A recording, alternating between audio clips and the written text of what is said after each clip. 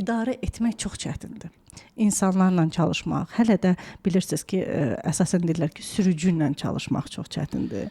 Müştərilərlə çalışmaq çətindir. Korporativ idarə etmək çətindir.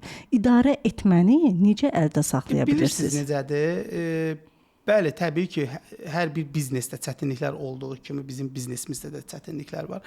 Amma mən belə deyək, bu işi sıfırdan özüm qurduğum üçün, mən sürücü ailəsində dünyaya göz açdığım üçün, mən sürücünün dilini mən sürücüdən yaxşı bilirəm. Mən o sürücülərlə mən sizi inandırım ki, bizim bugünkü günü 100-dən çox sürücümüz var. Bugünkü günü də mən sürücülərlə müdür şəklində yox, bir dost şəklində mən davranıram. Mən heç vaxt keçmişimi unutmuram.